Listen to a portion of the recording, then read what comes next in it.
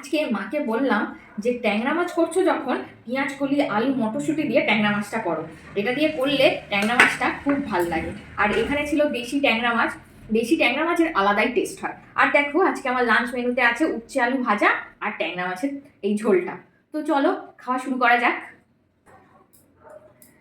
উচ্ছে আলু ভাজা,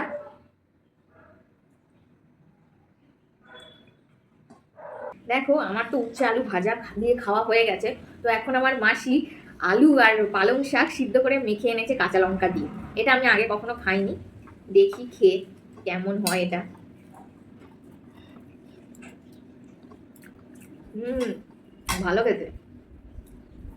এবার ট্যাংরা মাছটা নিয়ে নিই। দেখো দেশি ট্যাংরা এরকম সাইজেরই হয়, এতে ডিম আছে।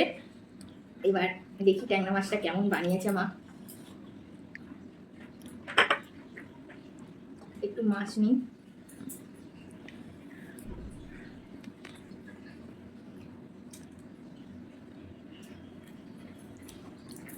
দারুণ বানিয়েছে।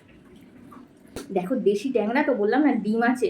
এই দেখো ট্যাংরা মাছের ডিম, দারুণ। মাছটারও হেভি টেস্ট।